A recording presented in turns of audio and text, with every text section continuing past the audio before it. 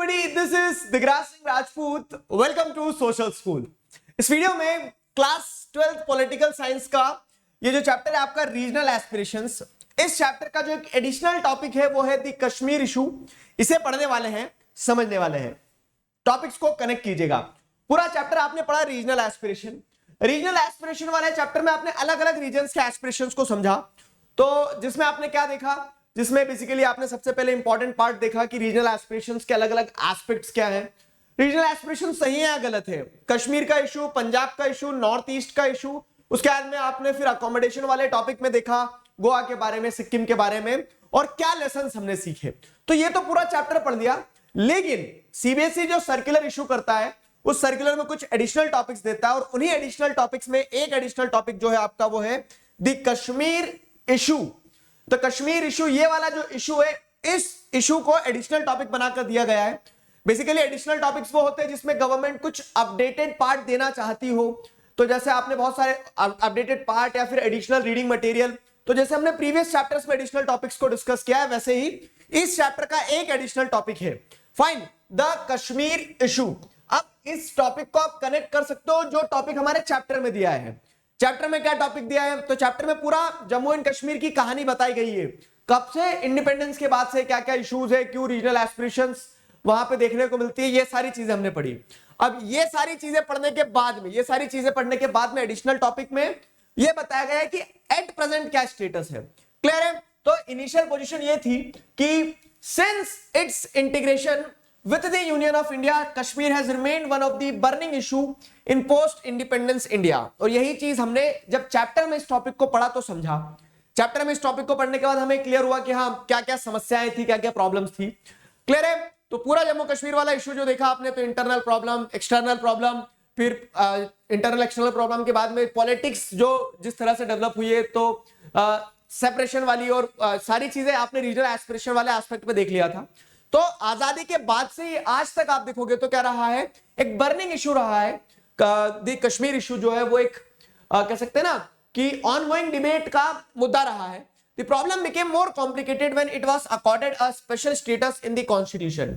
अब यहाँ पे एक तरह से आप कह लो कि जो रिसेंट डेवलपमेंट्स हैं उनका हिस्टोरिकल बैकग्राउंड देते हुए, बताते हुए एडिशनल टॉपिक में इस चीज को ऐड किया है। तो जैसे आप सभी लोग जानते हैं कि कश्मीर को क्या था, कश्मीर को स्पेशल स्टेटस था आर्टिकल 370 के चलते, और आर्टिकल 35A के चलते कुछ स्पेशल प्रिविलेजेस थे कश्मीर के जो लोग थे उनके पास में, स्पेसिफिकली कश्मीर में रहने वाले पॉपुलेशन के पास में। वो क्या थे, तो the former giving it's special power, जैसे आर्टिकल 370 के चलते, जो कि अब रिवोक कर दिया गया। तो आर्टिकल 370 के चलते आपको क्या देखने को मिलता है, आर्टिकल 370 के चलते आपको देखने को मिलता है कि the former giving it special power like having its separate constitution, constituent assembly, flag। ठीक है, तो आर्टिकल 370 के चलते कश्मीर का एक सेपरेट कॉन्स्टिट्यूशन था, फ्लैग था, ठीक, और न्यू नॉमेनकल्चर जो था, तो उसके चलते कश्मीर के जो चीफ मिनिस्टर थे उन्हें प्राइम मिनिस्टर कहा जाता था, गवर्नर। ये हमने देखा था कि ये विद टाइम क्या हुआ था, सब्सिक्वेंटली चेंजेस करके इसको वापस नॉर्मल कर लिया था। लेकिन आर्टिकल 370 के चलते ये सारे पावर्स थे, न्यू नॉमेनकल्चर के चलते वहां के जो चीफ मिनिस्टर हुआ करते थे पहले, ठीक है, तो उन्हें प्राइम मिनिस्टर का दर्जा दिया जाता था और गवर्नर को सदर रियासत। फाइन। अब क्या होता है, and at the non enforcement of most of the union laws in the state. और उसी के साथ साथ स्टेट में, क्योंकि अब separate constitution, separate flag, separate system था, तो वहां पे क्या है कि बहुत सारे यूनियन लॉज को फॉलो नहीं किया जाता था जो कि रेस्ट ऑफ द कंट्री में लागू किया जाता था। और आर्टिकल 35A के चलते क्या प्रिविलेजेस थे, तो while the later imparting the special citizenship rights prohibiting the non Kashmiris from buying property in the state।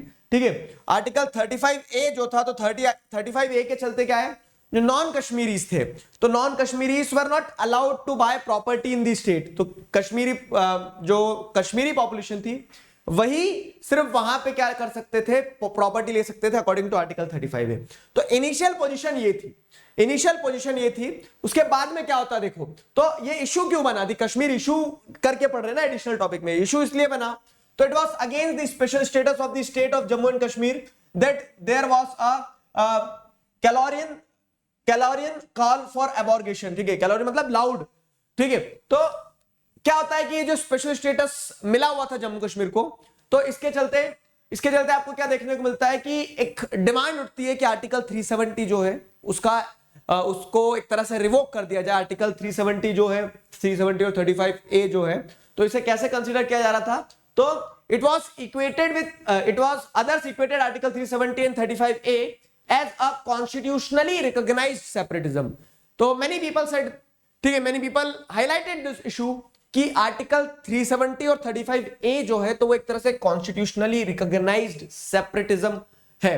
क्यों? क्योंकि आप कॉन्स्टिट्यूशन के चलते आप जैसे एक घर में सभी जो बेटे हैं तो सबको बराबर ट्रीट करना चाहिए, और यहां ऐसा लग रहा था कि क्या कि इस पार्ट को ज्यादा प्रिविलेज दे रहे थे, इसके चलते इस चीज को हाईलाइट किया गया पॉलिटिक्स में again and again, and the issue was highlighted as constitutionally recognised separatism. और इसी के चलते people started demanding solution. And what was the solution? तो एट प्रेजेंट जैसे अगर आप देखेंगे तो it was against this backdrop, तो ये पूरी स्थिति थी कश्मीर में। उसी बैकड्रॉप में आपको क्या देखने को मिलता है, जो करंट एनडीए गवर्नमेंट है जो 2019 में चुन के आई है, तो current NDA government presented the Jammu and Kashmir reorganisation bill in Rajya Sabha on 5th of August 2019। ठीक है, 5th of August 2019 में करंट एनडीए गवर्नमेंट ने राज्यसभा में एक बिल इंट्रोड्यूस किया, जिसके चलते क्या है, आर्टिकल 370 और 35A जो है इसे अबॉलिश किया जाएगा। ठीक है, आर्टिकल 370 और 35A अबॉलिश किया जाएगा, मतलब ये सारे प्रिविलेजेस जो हमने देखे हैं, ठीक है, वो खत्म किए जाएंगे। और कश्मीर जो है, तो कश्मीर जो होगा तो एक तरह से क्या होगा कि दूसरे स्टेट्स की तरह, स्टेट भी नहीं, इनफैक्ट यूनियन टेरिटरी में कन्वर्ट कर दिया जाएगा। तो आर्टिकल 370 एंड 35A जो है वो खत्म कर दिया गया by the bill Jammu and Kashmir reorganisation, जो कि पास हुआ था 5th of August पे। The bill was passed by Lok Sabha on 6th of August 2019. After the President's assent on 9th of August 2019, Article 370 and 35A were repealed, and Jammu Kashmir got divided into 2 union territories. तो जम्मू कश्मीर जो statehood था, जम्मू कश्मीर के पास जो statehood था, जम्मू कश्मीर के पास जो special status था, वो रिवोक करने के साथ ही साथ अब जम्मू कश्मीर क्या है, जम्मू कश्मीर 2 यूनियन टेरिटरीज में डिवाइड हो गया है, the union territory of Ladakh and the union territory of Jammu and Kashmir. And in this sense the Kashmir issue was being addressed. Fine, तो ये एडिशनल टॉपिक आपको सिलेबस में इतना ऐड हुआ है। अब आप बोलोगे सर इसको उसी टॉपिक में क्यों नहीं पढ़ाया? क्योंकि देखो एडिशनल टॉपिक्स अलग से इसलिए पढ़ा रहा हूं क्योंकि अगर आप सैंपल पेपर भी उठाकर देखोगे तो एडिशनल टॉपिक से क्वेश्चंस आने की पॉसिबिलिटी, प्रोबेबिलिटी तेज रहती है। तो उस चीज को ध्यान में रखते हुए क्या है, एडिशनल टॉपिक जो है तो वो अलग से इस तरह से हम सारे करते चल रहे हैं। क्लियर है? सारे एडिशनल टॉपिक करवाता जा रहा हूं, कोई अगर छूटा तो बता देना, will do that also. Fine, तो ये हमारा यहाँ पे अब चैप्टर पूरी तरह से कंप्लीट हुआ, सारे टॉपिक्स भी हो गए, तो पूरा चैप्टर भी कंप्लीट कर लिया, रीजनल एस्पिरेशन वाला, उसका एडिशनल टॉपिक भी कंप्लीट कर लिया। तो I hope you guys enjoyed it. Unacademy plus पर क्लास 9th और 10th में पढ़ाता हूं, तो अभी 30 सितंबर से क्लास 10th के लिए बैच स्टार्ट हुआ है, जिसका नाम है उमंग बैच, जहां पे ये सारे एजुकेटर्स होंगे। If you are interested you can enrol using the code DIGRAJ Digraj on Unacademy plus. Fine, तो मिलते हैं नेक्स्ट चैप्टर में। इस चैप्टर को पूरी तरह से यहां समाप्त करते हैं, तब तक अपना ध्यान रखिए, पढ़ते रहिए। अभी के लिए साइन ऑफ करता हूं, signing off with this together we can we will. Thank you very much.